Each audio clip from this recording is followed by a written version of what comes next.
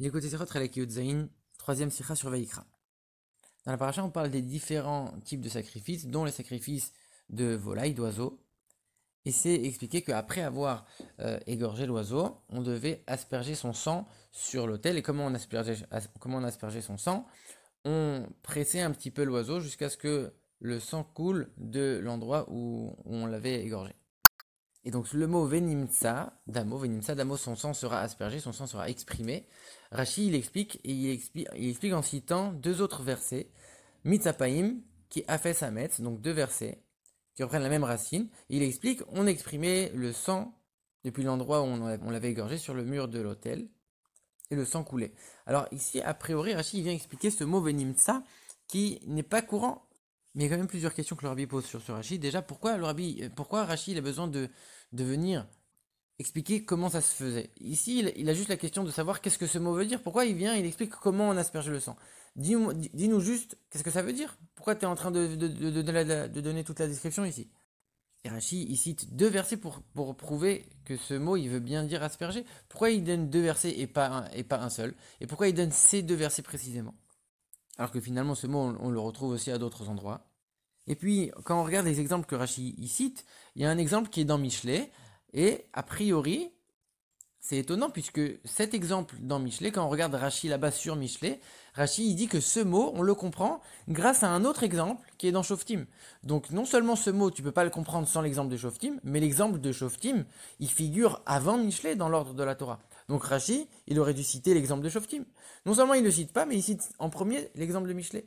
Pareil, le deuxième exemple que Rashi cite, c'est un exemple dans Yeshayahu. C'est un exemple qui figure avant Michelet encore. Pourquoi Rashi le cite seulement en deuxième? Et puis quand on regarde le verset de Michelet, c'est un verset où il y a 3 fois ce mot-là. Et Rashi va citer uniquement la 3e fois. Pourquoi il ne cite pas les 2 premières fois? Donc c'est quoi ce verset finalement de Michelet? Le verset de Michelet est le suivant. Quand on presse le lait, ça donne de la crème. Quand on presse le nez, ça fait couler du sang. Et quand on presse une colère, c'est-à-dire quand on attise une colère, ça donne une dispute. Et donc Rashi il cite ce 3e mot par rapport à la colère et la dispute. Alors, qu'est-ce qui se passe ici? Le Rabbi essaye d'expliquer un petit peu. En vérité, la question de Rashi, elle est la suivante. Pour tous les autres sacrifices que le livre de Vaïkra est en train de décrire, on voit qu'il y a le moment où on égorge l'animal, le moment où on asperge son sang, et le moment où on le fait fumer sur l'autel. Et ici, pour l'oiseau, on voit uniquement l'égorgement et le moment où on le fait fumer sur l'autel. Mais a priori, on ne voit pas de moment où on asperge le sang. Donc ça voudrait dire que ce mot-là, venimtsa, ça remplace l'aspersion du sang. Et donc c'est pour ça qu'il essaye de comprendre un peu qu'est-ce qui se passe ici, et qu'il explique la manière dont on faisait. On prenait et on exprimait jusqu'à ce que le sang soit exprimé sur l'autel, soit aspergé sur l'autel, etc. Parce que selon Rashi, en vérité, cette étape chez l'oiseau, elle remplace l'étape de l'aspersion du sang normal chez les autres animaux. Et c'est ça qu'on va voir ici. Donc en vérité, comme ici Rashi, il considère que cette étape chez l'oiseau, ça représente l'aspersion qui est effectuée chez les autres animaux. Alors Rashi, il a besoin que ce soit une aspersion qui soit active. Le mot venimtsa, il est à la forme passive, ça laisse entendre que quelque part, le sang, il coule tout seul, c'est une aspersion qui se fait toute seule. Ici, Rashi, pour faire le parallèle avec les autres étapes chez les autres animaux, il a envie de montrer que c'est une action concrète, c'est quelque chose que c'est un processus qui nécessite une vraie action. Et donc c'est pour ça que Rashi ici, il va citer le 3e mot du verset de Michelet. Pourquoi? Parce que quand on presse le lait, ça donne de la crème, c'est pas vraiment pressé, ça se fait tout seul. Quand on dit on presse le nez et ça va faire couler du sang, encore une fois, c'est quand on va frapper le nez ou quand on va faire quelque chose comme ça, mais il n'y a pas l'action de presser vraiment avec les mains. Alors que quand on dit presser une colère, quand on attise la colère et là ça donne des disputes, alors c'est plus quelque chose qui se fait de manière passive, comme les 2 premiers exemples de la crème et du nez. C'est quelque chose qui se fait de manière active. Mais, encore une fois, c'est pas une action matérielle. Attiser une colère, d'ailleurs en français on dit attiser, on ne dit pas presser une colère. Attiser une colère, ça donne une dispute. Alors c'est vrai qu'ici on a la qualité de voir que c'est une action, on est en train de faire quelque chose. D'un autre côté, l'action elle n'est pas matérielle. Et donc c'est pour ça que Rashi ne se suffit pas de cet exemple, il ramène un deuxième exemple qui dit on va presser le lait des animaux, on va tout simplement traire les animaux. Parce que dans ce deuxième exemple, c'est une action concrète. On va vraiment presser les animaux. Alors pourquoi Rashi, il ne prend pas uniquement cet exemple? Pourquoi il prend le premier? Et pourquoi il le met en premier? Parce qu'en vérité, le mot mitz pour la traite des animaux, ça peut être compris aussi dans un autre sens. Ça peut avoir un autre sens. Ça peut vouloir dire uniquement que comme les animaux donnent du lait, alors c'est une marque de richesse, c'est une marque d'importance, etc. Et donc ce mot, il peut désigner quelque chose de complètement différent. Et donc c'est pour ça que Rachid le met seulement en deuxième, parce que même si on voit l'action concrète de traire, ça peut aussi désigner quelque chose qui n'a rien à voir, alors que quand on dit attiser une colère, on sait que là il y a une vraie action, on est en train vraiment de presser quelque chose. Alors dans ce cas-là, pourquoi, comme on a posé la question, pourquoi Rachid il prend pas le verset dans Shoftim? Et d'ailleurs, c'est le verset de Shoftim que Rachid utilise pour comprendre le verset de Michelet. En vérité, il y a écrit quoi là-bas dans Shoftim? C'est écrit, il a pressé la toison, et de cette toison, quand il l'a pressée, c'est sorti de la rosée. Sauf que ici, le mot pressé, c'est vayazed. C'est ça qui est utilisé comme pressé.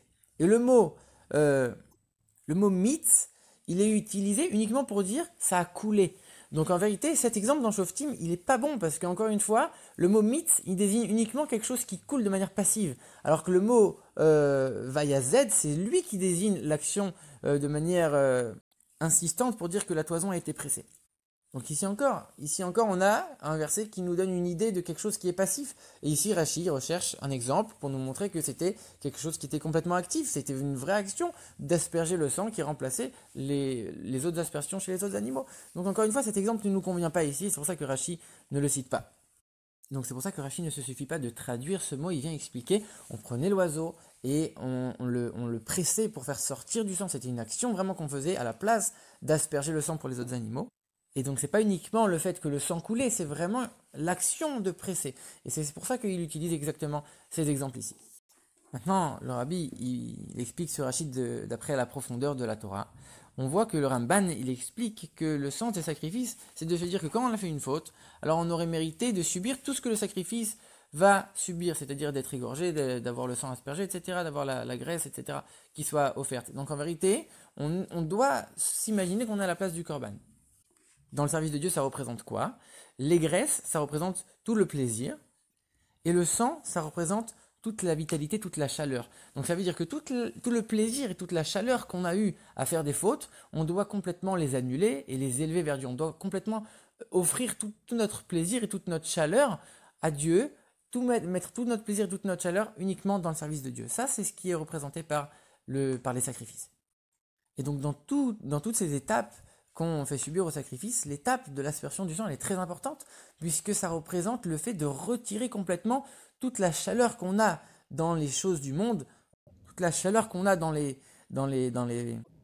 pulsions matérielles, on va complètement l'enlever cette chaleur. Donc c'est une étape qui est très importante.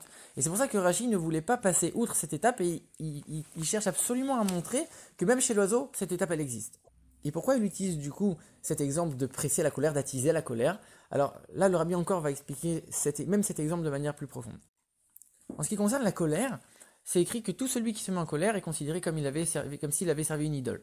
Pourquoi? Tout simplement parce que, l'Allemand Zaken explique, si il avait conscience que Dieu gère le monde dans tous ses détails, alors même l'événement qui est en train de le mettre en colère, il aurait su que même cet événement vient de Dieu, et donc forcément il ne se serait pas mis en colère. S'il se met en colère, c'est qu'il est en train quelque part de remettre en question l'omnipotence de Dieu. Et donc c'est quelque part une forme d'idolâtrie. À ce moment-là, il se sépare de Dieu, il est en train de montrer qu'il y a une autre existence que Dieu qui gère le monde. En vérité, de manière profonde, chaque faute, elle est considérée comme l'idolâtrie. Puisqu'en faisant une faute, on est en train de montrer à Dieu, il y a quelqu'un d'autre qui gère le monde à part toi, c'est pas forcément ce que toi t'as dit qui est la vérité. Donc finalement, si on le dit uniquement sur la colère et d'autres fautes en particulier, au lieu de dire que c'est sur toutes les fautes, c'est parce que pour la colère, on le voit de manière beaucoup plus concrète, de manière beaucoup plus visible. Et donc ici, on parle de sacrifice, de pardonner les fautes, et donc forcément, le meilleur exemple à choisir, c'est un exemple qui parle de la colère. C'est pour ça que Rachid a choisi ça. Et si ce mot colère, il est au pluriel, mitzapaim, des colères, en vérité, c'est pour expliquer que quand quelqu'un fait une faute, quelque part, il est en train, comme on a dit, la colère, elle attise la dispute, il est en train de se disputer avec Dieu, si on peut dire, et il va transformer cette colère qui s'est mise contre Dieu, cette dispute avec Dieu, avec une colère contre le Yetzer Hara et une dispute avec le Yetzer Hara. Donc il y a deux colères, la colère de Dieu et la colère du Yetzer Hara. Et maintenant, pourquoi Rachid a cité un deuxième exemple qui parle de traire le lait? Ici aussi, le Rabbi explique de manière plus profonde. Le but d'une faute, c'est pas unique, c'est pas la faute en soi. On sait bien qu'un juif, il n'est pas amené à fauter. C'est uniquement un processus qui doit l'amener à faire tchouva et à s'élever à un niveau encore plus haut qu'avant la faute. Et ça, c'est représenté par le lait. Pourquoi? Parce que, d'après la Torah, il y a certains avis dans la Torah qui pensent qu'on n'aurait pas dû permettre le lait. Le lait, ça vient en vérité d'une transformation du sang de l'animal qui se transforme en lait, selon certains, et d'autres vont dire que c'est une partie d'un membre de l'animal, et tant que l'animal est vivant, on n'a pas le droit de consommer son lait. Mais la Torah, elle vient, elle t'apprend que non seulement on peut consommer le lait, mais en plus de ça, on va louer la terre d'Israël avec le lait, une terre qui ruisselle de lait et de miel. Donc le lait, il représente toute cette transformation de penser que quelque chose qui est interdit va devenir non seulement permis, mais quelque chose d'extraordinaire. Donc ici, tout le concept de la faute, on va transformer la colère qu'on avait contre Dieu, on va la mettre contre le Yetzirah, ça c'est représenté par le lait qui va être loué par la Torah pour dire que même les choses a priori qui sont interdites, qui sont dans le mal, on va les prendre et les transformer dans le bien. Et c'est justement de toutes ces choses-là qu'on va transformer en bien que Dieu va avoir un énorme plaisir, comme c'est écrit dans les sacrifices, que Dieu il a un grand plaisir des sacrifices.